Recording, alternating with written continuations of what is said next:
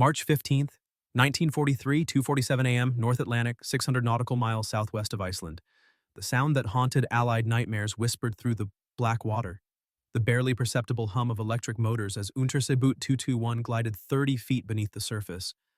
Her diesel engines silent. Her crew breathing recycled air that tasted of machine oil and human fear. Kapitän Lieutenant Klaus Hartmann pressed his face against the periscope housing, watching the silhouettes of merchant ships crawl across the horizon like wounded animals, unaware that death stalked them from below. For 3 years, German U-boat crews had transformed the Atlantic Ocean into their personal hunting ground, a maritime graveyard where Allied shipping died by the thousands of tons every single day. The wolfpacks roamed in coordinated formations that defied every principle of naval warfare, striking at convoys with a mathematical precision that reduced the world's greatest maritime powers to helpless spectators in their own destruction. From the Arctic Circle to the Caribbean, from the coast of America to the approaches of Britain, the gray sharks of the Kriegsmarine had established a reign of terror so complete, so devastating, that even hardened Admiralty officials spoke in whispers of the possibility that Britain herself might starve before the war's end. The numbers seemed impossible, the kind of statistics that belonged in propaganda ministries rather than operational reports. In 1942 alone, German submarines had sunk over 6 million tons of Allied shipping, an average of more than 16,000 tons every single day, 7 days a week, for 12 consecutive months. The mathematics of destruction had reached levels that challenged human comprehension.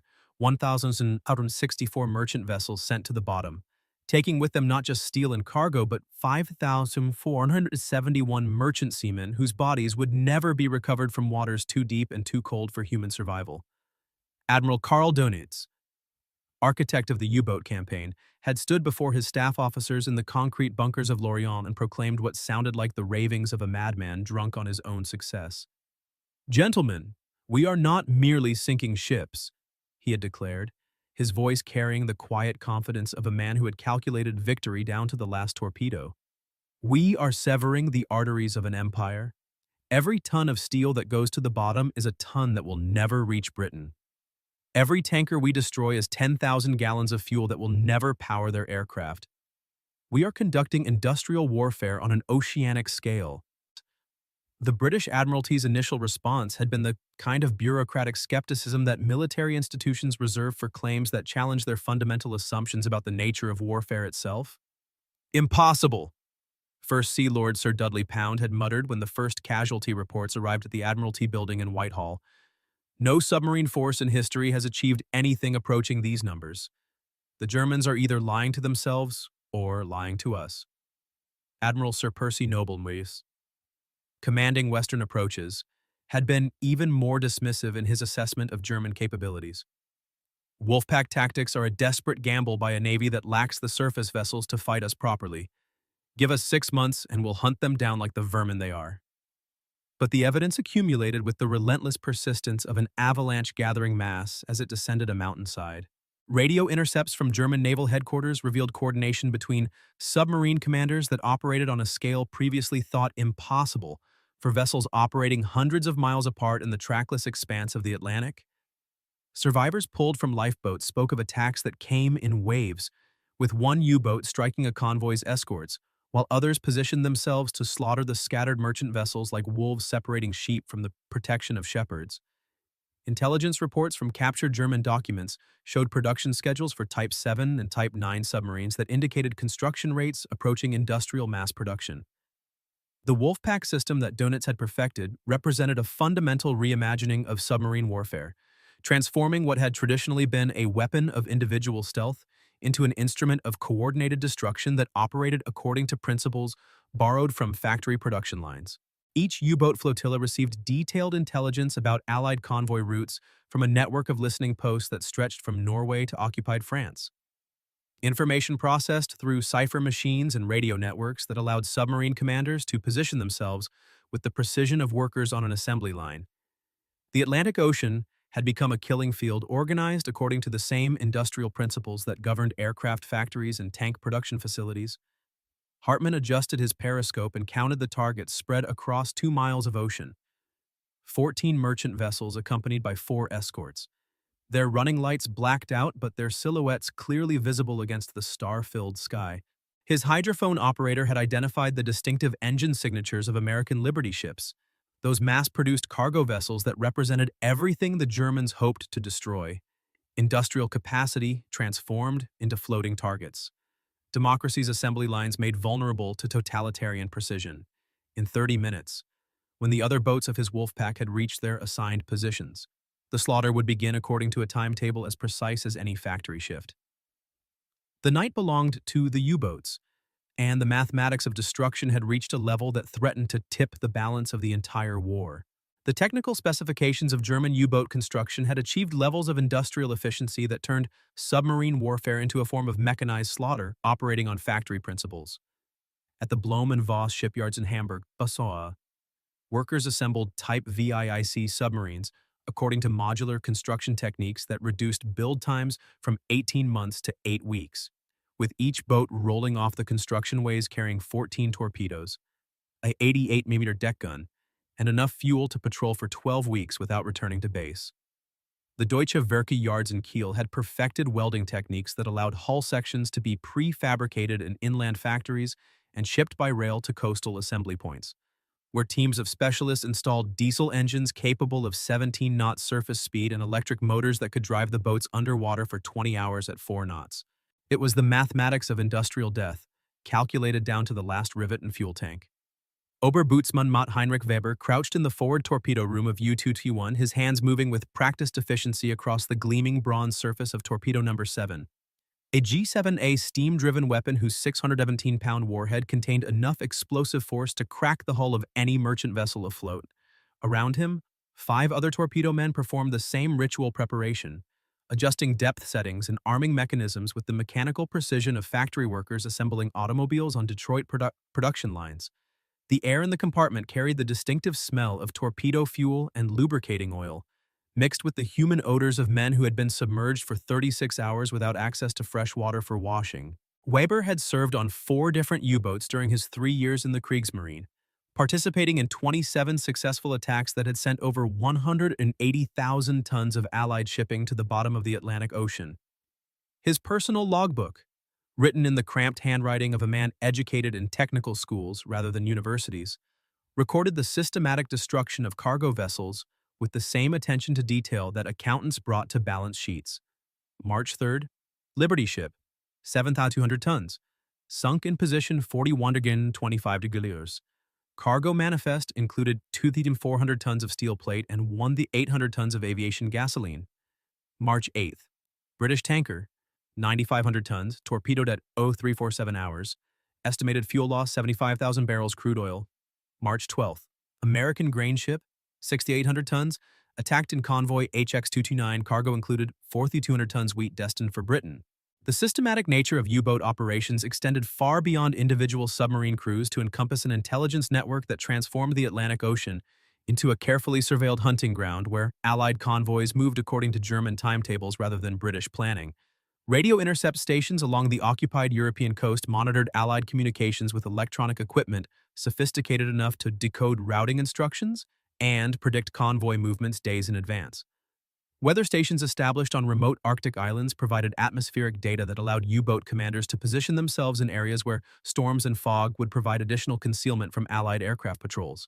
Even neutral vessels were monitored through a network of German agents in ports from Lisbon to Buenos Aires.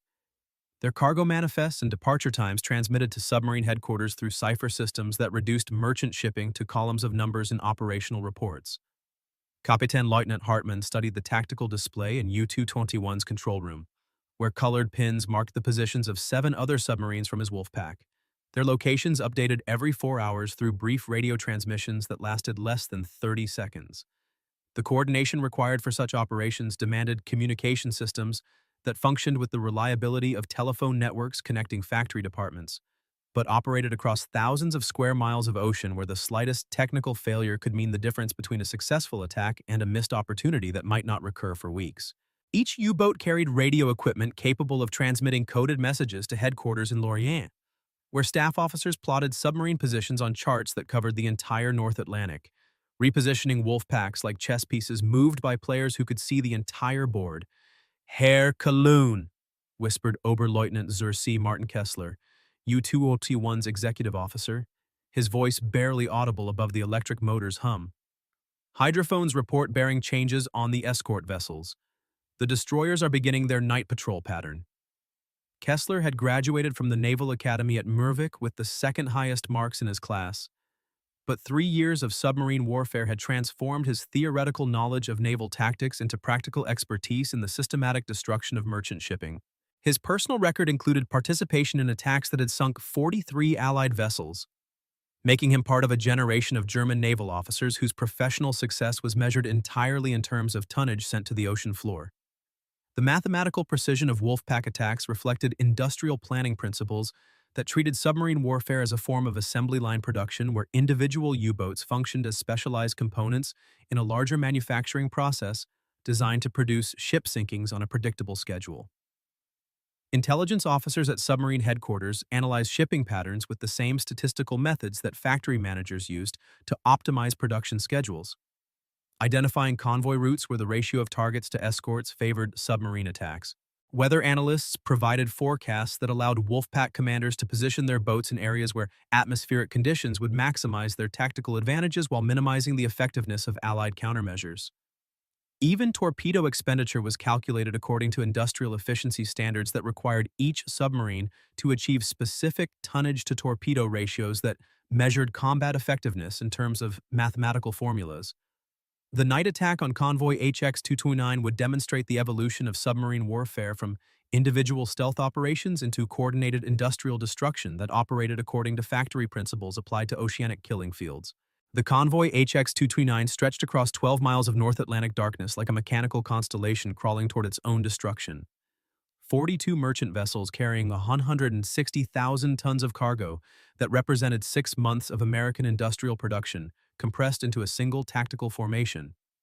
Commodore Hugh Thornton stood on the bridge of the lead ship, SS Abraham Lincoln, watching the phosphorescent wake patterns that marked the positions of vessels whose captains trusted their lives to convoy discipline and escort protection that had already proven inadequate against German submarine tactics. The mathematical reality confronting every Allied naval officer had become impossible to ignore. U-boat construction rates were outpacing escort production by margins that transformed each convoy crossing into a calculated gamble against statistical certainty.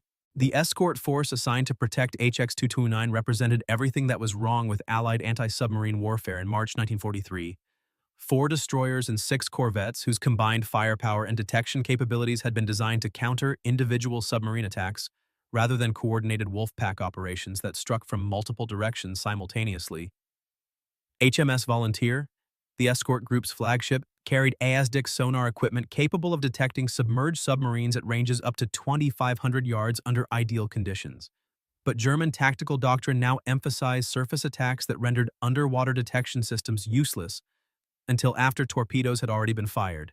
Commander James Morrison, Volunteer's captain, had participated in 14 convoy battles during his 18 months commanding escort groups, losing an average of 3.7 merchant vessels per engagement to submarine attacks that demonstrated German superiority in night surface warfare. "Signal from Admiralty, sir," reported Lieutenant Charles Whitman, Morrison's communications officer, his voice carrying the controlled tension of a man who had decoded too many messages announcing the destruction of Allied shipping. U-boat activity reported in grid squares BE6 through BE9. Estimated 8 to 12 submarines operating in coordinated group were ordered to maintain course and speed. Whitman had served on 3 different escort vessels during his 2 years of convoy duty, witnessing the systematic evolution of German submarine tactics from individual attacks to coordinated operations that overwhelmed escort defenses through simple numerical superiority. His personal log recorded the names of 17 merchant vessels that had been torpedoed while under his protection, each sinking representing a failure of Allied naval doctrine to adapt to industrial warfare conducted beneath the ocean's surface. The tactical situation facing convoy HX-229 demonstrated the fundamental mathematical problem that confronted every Allied convoy crossing the North Atlantic in 1943.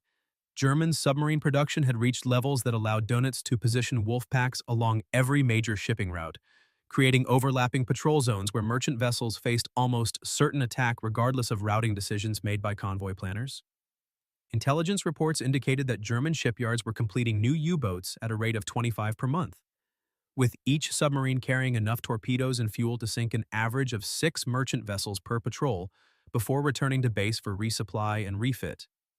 The industrial capacity that supported German submarine operations included not just construction facilities, but maintenance bases, training schools, and supply networks that functioned with the efficiency of peacetime commercial enterprises. Forgotten Captain Rudolf Kinzel commanded the Wolfpack that had been tracking HX-229 for 36 hours, positioning 8 submarines in a patrol line that stretched across 60 miles of ocean directly athwart the convoy's projected course. His flagship, U-338, carried radio equipment that allowed him to coordinate attacks with the precision of a factory supervisor directing assembly line workers, sending coded instructions that positioned each U-boat commander to maximize the destruction of merchant vessels while minimizing exposure to escort counterattacks. Kinzel had perfected Wolfpack tactics during 18 months of Atlantic operations that had resulted in the sinking of 94 Allied vessels, totaling 587,000 tons, making him one of Germany's most successful submarine commanders and a living demonstration of industrial warfare principles applied to naval combat. "All boats report ready," announced Oberleutnant zur See Klaus Brenner, U-338's communications officer, his headphones crackling with brief transmissions from submarines whose positions formed a semicircle of death around the approaching convoy.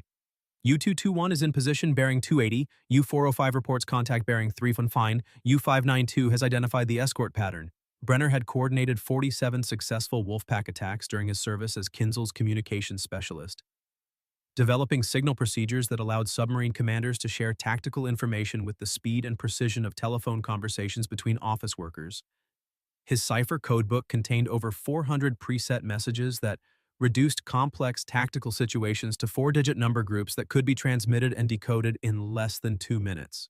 The systematic destruction of convoy HX-229 would begin at exactly 0315 hours, according to a timetable that treated merchant shipping as raw material to be processed through an industrial killing machine that operated according to German production schedules rather than Allied defensive capabilities. Each U-boat commander had received specific target assignments based on intelligence assessments of cargo types and vessel priorities, with tankers and ammunition ships designated for immediate destruction, while general cargo vessels were classified as secondary targets to be engaged only after higher priority shipping had been eliminated. The mathematical precision of German submarine operations had transformed the Atlantic Ocean into a factory floor where Allied merchant vessels were systematically converted into wreckage and casualties according to production quotas established by naval planners who calculated victory in terms of tonnage ratios and sinking schedules. At 0314 hours, 8 German submarines simultaneously surfaced in positions that had been calculated to maximize torpedo effectiveness while minimizing the possibility of escort intervention, their diesel engines roaring to life as they assumed attack formations that had been practiced in Baltic training areas until individual crew actions had achieved the mechanical precision of assembly line workers. The first torpedo struck SS Robert Peary amidships at 03:17 hours, the explosion lifting 2,400 tons of steel and cargo 6 feet above the waterline before the ship broke apart in a cascade of twisted metal and burning aviation fuel that illuminated the night sky like an industrial accident photographed in slow motion.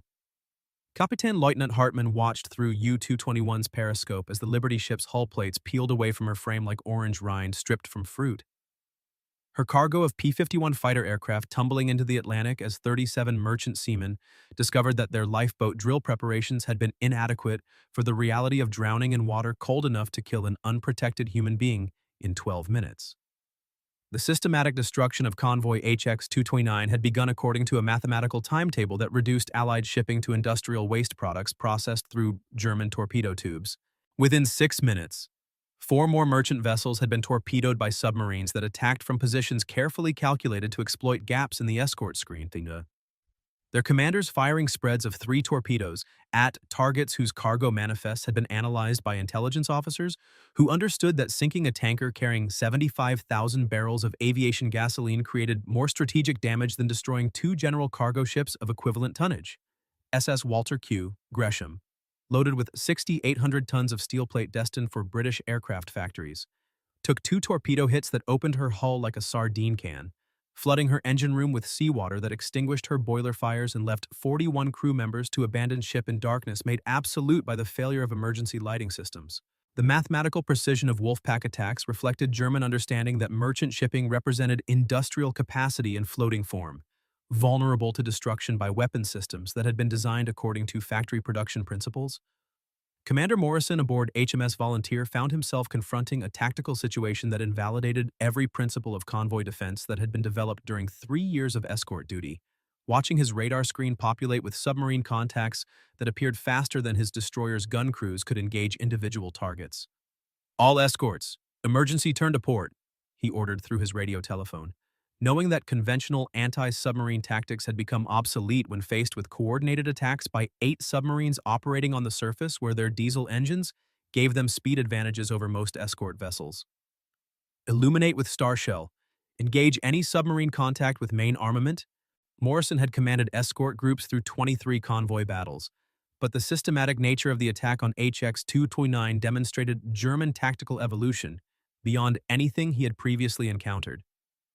The technical superiority of German night attack methods became evident as U-boat commanders exploited their surface speed and low silhouettes to position themselves between merchant columns, firing torpedoes at ranges so close that Allied lookouts could see the phosphorescent wakes tracking toward their ships like luminous arrows drawn across the darkness. Kapitän Lieutenant Werner Henke in U-405 closed to within 800 yards of SS Abraham Lincoln before firing a spread of 4 torpedoes that struck the convoy Commodore's ship in her engine room and forward cargo holds, detonating 200 tons of high explosives that had been destined for British artillery units. The explosion created a fireball visible from 20 miles away, its light revealing the silhouettes of submarines maneuvering between merchant vessels like sharks feeding in a school of fish. "Herr Cologne, torpedo room reports all tubes reloaded," announced Oberbootsmann Matt Weber from U-221's forward compartment. His voice transmitted through the submarine's internal communication system with the mechanical precision of a factory worker reporting completion of an assembly task. "We have 10 fish remaining, all armed and ready for immediate firing." Weber had participated in the destruction of 6 merchant vessels during the previous 4 hours, watching through the torpedo room's periscope as ships worth millions of dollars and thousands of tons of strategic cargo were reduced to floating debris and oil slicks that marked the mathematical conversion of Allied industrial capacity into oceanic waste products. The systematic nature of German submarine attacks reflected industrial planning that treated convoy destruction as a form of mass production, with each U-boat functioning as a specialized component in an assembly line designed to process Allied shipping into sinking statistics. Intelligence officers at submarine headquarters had calculated optimal attack patterns that maximized torpedo effectiveness while minimizing exposure to escort counterfire, positioning wolfpack commanders to strike merchant vessels in sequence according to target priority lists that ranked tankers and ammunition ships above general cargo vessels. Radio coordination between submarines allowed attack timing that overwhelmed escort defenses through simple numerical superiority, creating tactical situations where Allied destroyers and corvettes found themselves outnumbered by surface targets that possessed superior speed and maneuverability.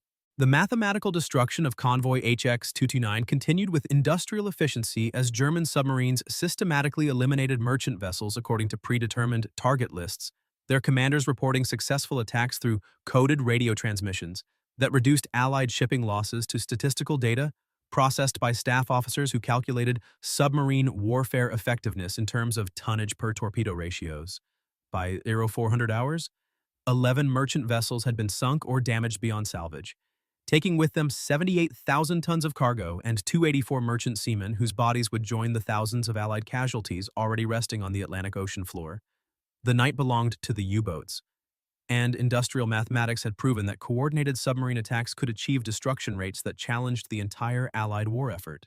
But 3,000 miles away, in a concrete bunker beneath the streets of London, radar technicians were calibrating electronic equipment that would transform submarine warfare as completely as the Germans had revolutionized merchant ship destruction. In the basement laboratories of the telecommunications research establishment at Malvern, Dr.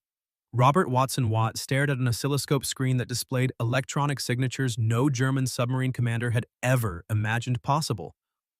Watching green phosphorescent traces that represented electromagnetic radiation bouncing off metal objects with a precision that reduced the ocean's concealing darkness to mathematical transparency. The device humming on the laboratory bench beside him weighed only 47 pounds but contained technological innovations that would transform naval warfare as completely as steam engines had revolutionized 19th century seamanship. Centimetric radar operating on wavelengths so short that they could detect submarine periscopes at ranges exceeding 12 miles, painting electronic pictures of surface targets with clarity that made visual identification unnecessary. It was the mathematics of electromagnetic warfare, calculated in frequencies and wavelengths that German naval intelligence had dismissed as theoretically impossible. The technical specifications of the new radar system challenged every assumption that had governed electronic detection since the beginning of the war. Operating on 3-centimeter wavelengths that provided resolution accuracy measured in yards rather than miles, with transmitter power sufficient to detect objects as small as submarine conning towers at ranges that exceeded the horizon limitations of human eyesight. Flight Lieutenant Peter Chamberlain, the RAF electronics officer assigned to oversee radar installation in maritime patrol aircraft, had spent 6 months testing equipment that could identify individual submarines within wolfpack formations, tracking their movements with precision that transformed submarine warfare from invisible stalking into electronic target practice. His technical reports documented detection capabilities that reduced German U-boat tactics to obsolete theories designed for an era when darkness provided concealment from detection systems that operated according to optical principles. "The Germans have no idea what's coming," Chamberlain remarked to squadron leader James Walker, commander of RAF Coastal Command's newly equipped 172 Squadron. As technicians installed H-2S radar equipment in the nose compartment of a converted B-24 Liberator bomber, this system can paint submarine contacts at 15-mile range in weather conditions that would ground conventional reconnaissance aircraft. "We're about to turn their own tactics against them." Colonel Walker had flown 63 anti-submarine patrols during his 18 months with Coastal Command, participating in attacks that had damaged 3 U-boats and sunk 1. But the mathematical precision of centimetric radar promised detection capabilities that would transform submarine hunting from random search patterns into systematic elimination campaigns. The industrial production of centimetric radar equipment had achieved manufacturing rates that demonstrated British technological superiority in electronic warfare, with factories in Birmingham and Manchester producing magnetron tubes and antenna assemblies according to precision standards that reduced radar systems to interchangeable components manufactured on assembly lines. Each completed radar set required 847 individual components assembled by workers whose technical training had been compressed into 6-week courses that transformed housewives and shop clerks into specialists capable of building electronic equipment more sophisticated than anything in German submarine detection systems. Production schedules called for 200 radar sets per month by June 1943, with each unit capable of equipping maritime patrol aircraft that could detect submarines at ranges that exceeded torpedo attack distances by factors of 10 to 1. The mathematical revolution represented by centimetric radar extended beyond simple detection capabilities to encompass targeting systems that could guide attacks with precision previously available only to surface vessels engaging visible targets in daylight conditions. Radar operators could track submarine movements in real time, calculating course and speed changes that allowed aircraft commanders to position themselves for attacks that struck U-boats before their crews realized they had been detected. Electronic systems measured ranges and bearings with accuracy that reduced depth charge attacks to mathematical problems solvable through computational devices that calculated optimal release points based on target speed and direction. The systematic nature of radar-guided anti-submarine warfare promised to transform U-boat operations from systematic hunting into systematic elimination. Wing Commander Humphrey de Verde-Lee had developed attack procedures that exploited centimetric radar capabilities to maximum tactical advantage, coordinating detection systems with Lee light searchlights that could illuminate submarine targets at ranges where their deck guns could not return effective fire. His operational manual specified attack patterns that approached U-boats from positions calculated to minimize the effectiveness of German anti-aircraft weapons while maximizing the accuracy of British depth charge attacks. Training programs at RAF bases throughout Scotland and northern England had produced aircrew specialists whose technical knowledge included radar operation procedures, submarine recognition training, and attack coordination techniques that reduced anti-submarine warfare to systematic application of electronic superiority. Radar contact bearing 047 degrees, range 14 miles, announced Flight Sergeant William Thompson from the radar operator's position aboard Liberator K-472, his voice transmitted through the aircraft's intercom system with the mechanical precision of a factory supervisor reporting production statistics. "Target appears to be surface submarine proceeding on course 280 at approximately 15 knots. Request permission to begin attack approach." But St. Thompson had participated in 17 radar-guided attacks during his 4 months of anti-submarine operations, developing electronic detection skills that could identify submarine types based on radar signature analysis, distinguishing between Type 7 and Type 9 U-boats through electromagnetic reflection patterns that German submarine designers had never considered during their hull design process. The systematic application of centimetric radar to anti-submarine warfare would demonstrate technological superiority that reduced German submarine tactics to obsolete methods designed for an era when electronic detection operated according to primitive principles that provided concealment through simple darkness. At 03:47 hours on April 12, 1943, Captain Lieutenant Hans Joachim Schwanke surfaced U-169 40 miles northwest of Cape Finisterre to recharge his batteries, believing that darkness and distance from known Allied patrol routes would provide the concealment that had protected German submarines throughout 3 years of successful Atlantic operations. The night air carried the familiar smell of diesel exhaust and salt spray as his lookouts took their positions on the conning tower, scanning horizons that appeared empty of Allied aircraft or surface vessels. Unaware that electronic eyes were already tracking their submarine with mathematical precision that reduced their concealment to an illusion maintained only until RAF Coastal Command decided to eliminate them. Within 18 minutes, centimetric radar would transform U-169 from hunter to hunted with technological superiority that demonstrated the Industrial Revolution in electronic warfare. The mathematical precision of radar-guided attacks became evident as Liberator K-472 approached U-169 from an angle calculated to exploit the submarine's blind spot while maximizing the effectiveness of British depth charge patterns. The aircraft's H-2S radar system providing continuous tracking data that allowed Wing Commander Lee to position his attack run with accuracy that previous anti-submarine operations had achieved only through exceptional luck or German tactical errors. Flight Sergeant Thompson monitored his radar screen as green phosphorescent traces painted an electronic picture of the submarine's exact position, course, and speed, transmitting targeting information to bombardier stations where depth charges were armed, according to mathematical formulas that calculated optimal detonation patterns for maximum hull damage. Target bearing steady 047 degrees, range closing to 8 miles. Thompson reported through the aircraft's communication system, his voice carrying the professional detachment of a technician operating equipment that had reduced submarine detection to routine industrial processes. Submarine appears to be running on surface, estimated length 220 feet, consistent with Type IC configuration. Recommend attack approach from starboard quarter to exploit blind sector coverage. Thompson had analyzed radar signatures from 43 different submarine contacts during his tour with Coastal Command, developing electronic recognition skills that could identify German U-boat types through electromagnetic reflection patterns that revealed technical specifications German naval architects had considered military secrets. The technological superiority of centimetric radar systems extended beyond simple detection capabilities to encompass attack coordination that functioned with the systematic precision of factory assembly lines, allowing aircraft commanders to engage submarines that remained invisible to human observers while calculating attack patterns that maximized weapon effectiveness through mathematical analysis of target movement and weapon ballistics.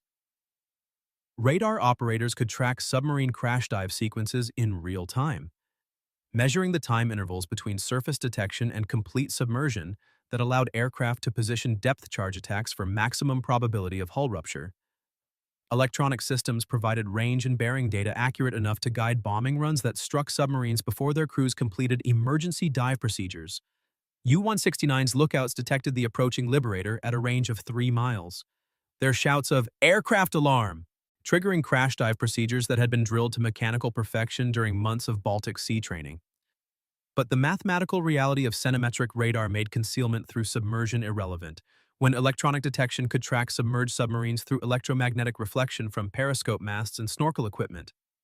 Schwanke's emergency dive alarm echoed through his submarine's compartments as crew members sealed hatches and opened ballast tank vents according to procedures designed for an era when aircraft attacks depended on visual detection that could be defeated through rapid submersion. Unaware that electronic systems were calculating attack solutions that treated submarine evasion attempts as mathematical variables in targeting equations. "Diving! Diving! All hands below!" shouted Oberleutnant Sir Z. Günther Kraus, U-169's executive officer, His commands transmitted through the submarine's internal communication system as ballast tanks flooded with seawater that would provide concealment only from detection systems that operated according to optical principles, rather than electromagnetic wavelength analysis. Krauss had participated in 14 successful attacks during his 8 months of submarine service, developing tactical knowledge that included crash dive procedures, torpedo attack techniques, and evasion maneuvers that German submarine warfare doctrine considered sufficient for survival against Allied anti-submarine forces equipped with primitive radar systems operating on meter-long wavelengths. The systematic destruction of U-169 demonstrated the mathematical precision of radar-guided anti-submarine warfare as Wing Commander Lee released 6 depth charges in a pattern calculated to bracket the diving submarine's projected position. Each 300-pound weapon detonating at depths determined through electronic analysis of target submersion rates and ballistic trajectories that reduced German evasion attempts to statistical variables in British targeting computers. The explosions created underwater shockwaves that ruptured U-169's pressure hull in 17 places, flooding her engine room and torpedo compartments with Atlantic seawater that killed 38 German submariners in less than 4 minutes.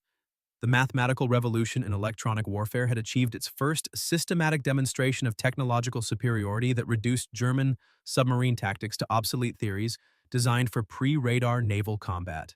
But the true avalanche of numbers was only beginning to gather momentum in British aircraft factories and American electronics plants where radar equipment production had reached industrial scales that would flood the Atlantic with detection systems operating according to principles that German submarine doctrine had never anticipated. The avalanche of numbers that would destroy German submarine supremacy had begun flowing from British and American factories, with production rates that demonstrated industrial capacity applied to electronic warfare on scales that reduced individual radar sets to statistical units in mass manufacturing processes designed to flood the Atlantic Ocean with detection systems. By May 1943, Coastal Command aircraft equipped with Centimetric radar were completing 847 anti-submarine patrols per month, each flight carrying H-2S equipment that could detect U-boats at ranges exceeding 15 miles in weather conditions that grounded conventional reconnaissance operations.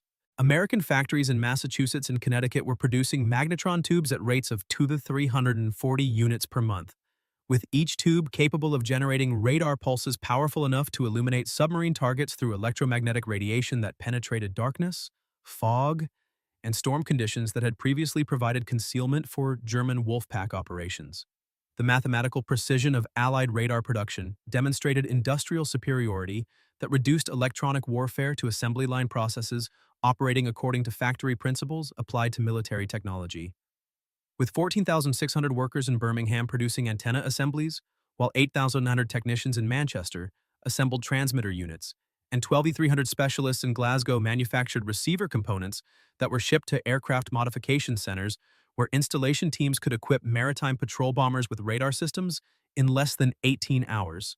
Production schedules called for 156 complete radar sets per week, with each unit representing 847 individual components manufactured according to precision tolerances that measured electronic performance in frequencies and wavelengths, calculated to exploit specific vulnerabilities in German submarine detection capabilities.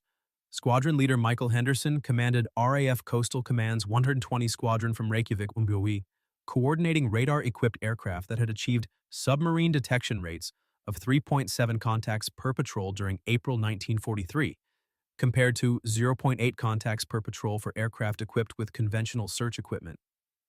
Statistical evidence that Centimetric radar had transformed anti-submarine warfare from random search operations into systematic hunting campaigns that reduced U-boat concealment to mathematical impossibilities. His operational reports documented 67 submarine attacks during March and April, resulting in 23 confirmed kills and 31 probable destructions that represented more German submarine losses in 8 weeks than Coastal Command had achieved during the previous 8 months of conventional anti-submarine operations. The mathematics are quite simple. Henderson explained to visiting Admiralty officials during a briefing at RAF Reykjavik, gesturing toward charts that displayed submarine detection statistics with the precision of industrial production reports. Centimetric radar allows our aircraft to detect submarines at ranges where their deck guns cannot engage us effectively. We can track diving boats through periscope signatures and attack with depth charge patterns calculated through electronic range finding that eliminates guesswork from bombing runs. The Germans are fighting yesterday's war with tactics designed for detection systems that we've made obsolete. Yet Henderson had flown 89 anti-submarine patrols during his 18 months with Coastal Command, witnessing the technological revolution that had transformed submarine hunting from visual search operations into electronic target practice.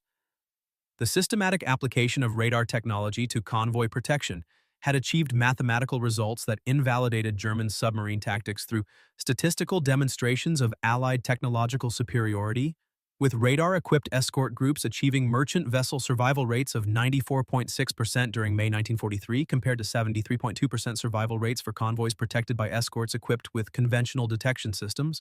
HMS Starling, flagship of Captain Frederick Walker's 2nd Escort Group, carried Type 271 radar that could detect surface submarines at ranges exceeding 8 miles, providing tactical information that allowed escort commanders to position their ships for anti-submarine attacks before U-boat crews realized they had been detected. Walker's group had sunk 12 German submarines during 4 months of radar-equipped operations. Compared to 3 kills during the previous year of conventional escort duty, the industrial scale of Allied radar production had reached levels that demonstrated technological superiority through sheer numerical overwhelming of German detection countermeasures. With 1,247 aircraft equipped with Centimetric radar systems by June 1943, supported by 340 surface vessels carrying electronic detection equipment that could track submarine movements in real time regardless of weather conditions or visibility limitations. Electronic technicians at maintenance bases throughout Britain and Iceland were processing radar equipment through repair schedules that kept 87% of detection systems operational at any given time, compared to German submarine availability rates that had declined to 62% due to increasing losses and longer repair cycles for boats damaged by radar-guided attacks. The mathematical destruction of German submarine effectiveness became evident through statistical analysis that reduced U-boat operations to industrial waste products processed through Allied detection systems. With average submarine patrol duration declining from 47 days in January 1943 to 23 days in May 1943, while average tonnage sunk per patrol had decreased from 8,400 tons to 2,900 tons as radar-equipped aircraft and escort groups eliminated submarines faster than German shipyards could replace them.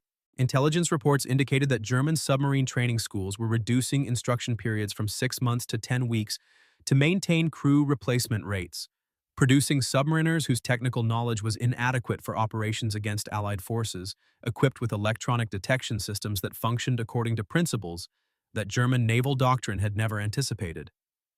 The technological avalanche that would eliminate German submarine supremacy had achieved momentum that reduced U-boat warfare to mathematical inevitability, calculated through industrial production rates and electronic capabilities that demonstrated Allied superiority in the fundamental sciences that governed electromagnetic detection and target elimination. Oberbootsman Matt Heinrich Weber stood in the torpedo room of U-221 on the morning of May 24, 1943, listening to the sound that had become the soundtrack of German submarine warfare's mathematical collapse, the high-frequency ping of Allied radar systems that could track his boat through electronic detection methods that reduced concealment to an illusion, maintained only until Allied aircraft decided to eliminate them with systematic precision. The electromagnetic pulses that penetrated his submarine's hull carried frequencies calculated to exploit specific vulnerabilities in German stealth technology, painting electronic pictures of U-boat positions with accuracy that transformed submarine warfare from invisible stalking into systematic extermination conducted according to industrial principles applied to naval combat.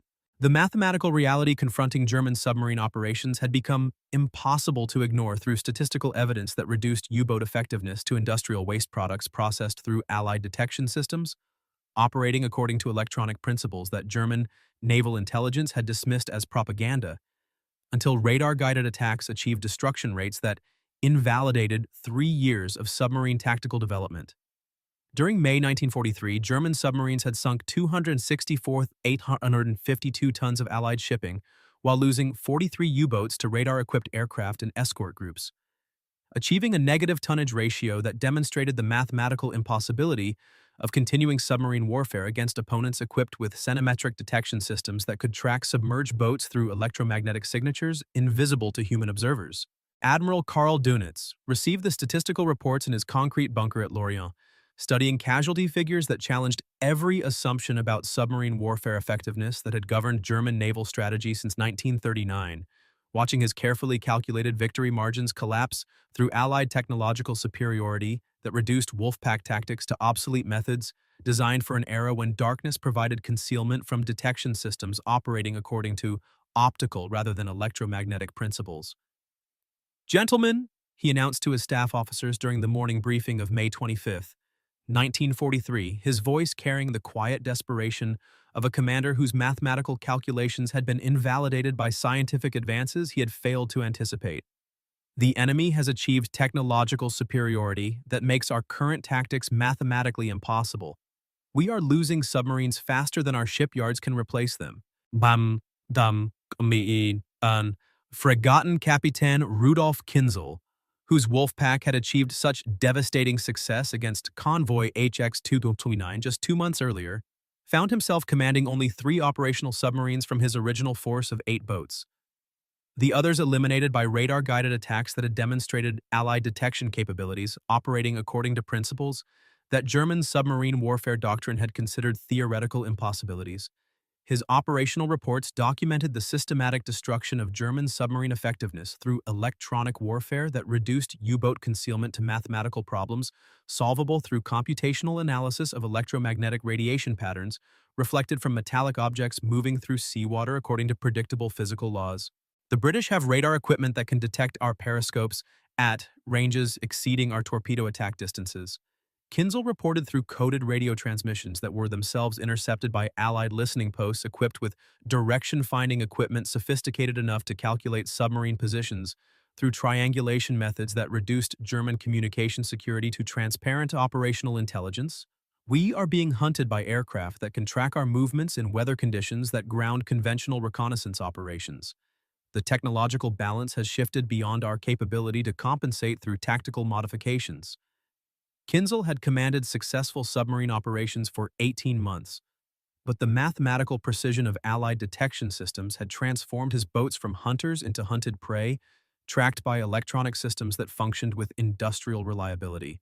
The systematic elimination of German submarine effectiveness reached mathematical inevitability through statistical demonstrations that reduced U-boat warfare to obsolete tactical theories invalidated by technological advances that German naval planning had failed to anticipate. With submarine loss rates exceeding replacement production by margins, that made continued operations mathematically impossible regardless of crew training or tactical modifications. By June 1943, German submarine strength had declined to 207 operational boats from a peak strength of 240 submarines in March, while Allied radar-equipped forces had achieved detection rates that promised complete elimination of German submarine effectiveness within 6 months of continued operations at current loss ratios. The industrial mathematics that had once favored German submarine warfare through systematic destruction of Allied shipping had been reversed through Allied technological superiority in electronic detection systems that reduced U-boat concealment to statistical impossibilities calculated through electromagnetic principles that German naval science had dismissed as theoretically impractical. The mathematical precision of centimetric radar had transformed the Atlantic Ocean from a German hunting ground into an Allied killing field, where submarines were systematically eliminated through electronic detection methods that functioned with factory reliability regardless of weather conditions or tactical evasion attempts. Heinrich Weber closed his eyes and listened to the radar pings that penetrated U-221's hull, with the mathematical precision of an industrial process converting German submarines into scrap metal and casualty statistics. Understanding that the night no longer belonged to the U-boats, but to Allied detection systems that could track his movements through electromagnetic radiation, calculated in frequencies and wavelengths that reduced submarine warfare to electronic target practice.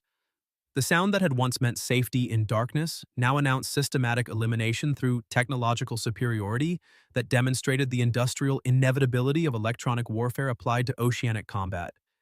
It was not tactics, but the industrial inevitability of electromagnetic detection that had turned the hunters into the hunted, transforming German submarine supremacy into mathematical impossibility through Allied mastery of centimetric radar frequencies that could penetrate darkness itself.